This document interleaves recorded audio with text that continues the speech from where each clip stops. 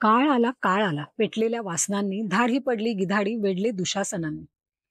वाऱ्यालाही चाहूल लागू न देता देवगिरीवर दुश्मन चालून आला. राजधानी बेसावध होती.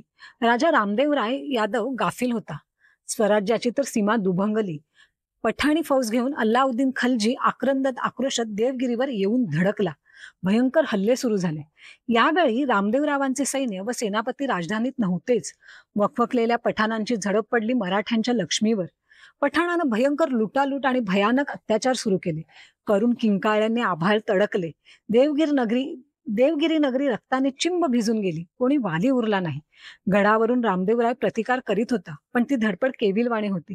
कारण गडाचे बळ संपले होते. गडात धान्याऐवजी मिठाची पोती भरली गेली होती. या दुर्दैवास काय म्हणावयाचे? ही फितुरांची करामत की सरकारी गलथानपणा?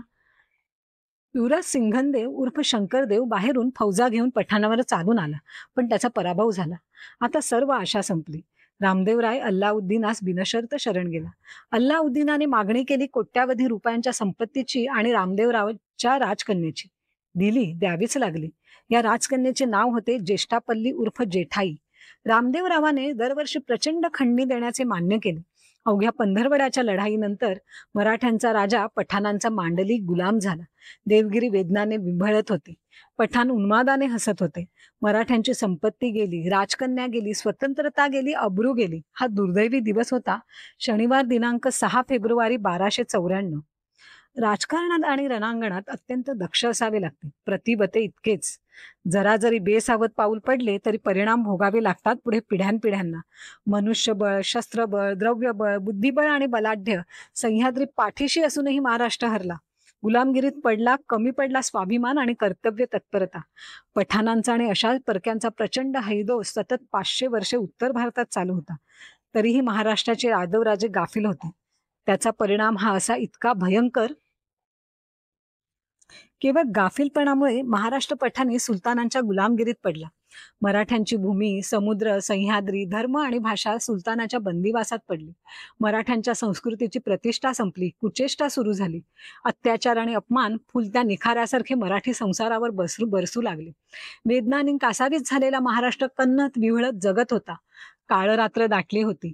या यमयातनांतून सोडवण्यासाठी हाक तरी कोणाला मारायची?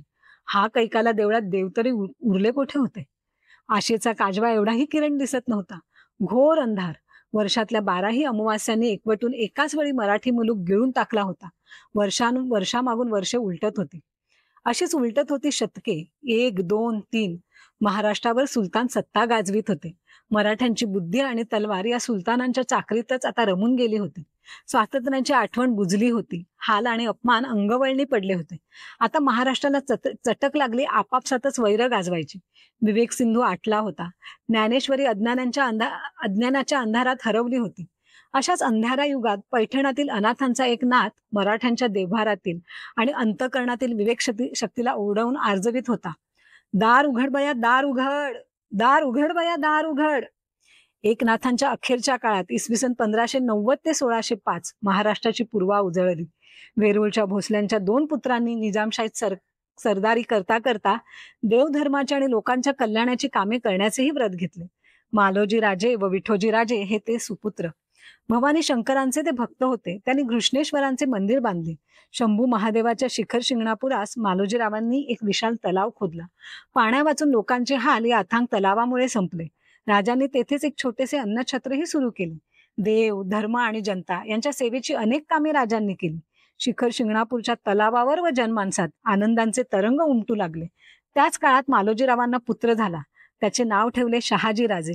जन्म 15 मार्च 1599. नंतर 2 वर्षांनी दुसरा पुत्र झाला. त्याचे नाव ठेवले शरीफजी राजे.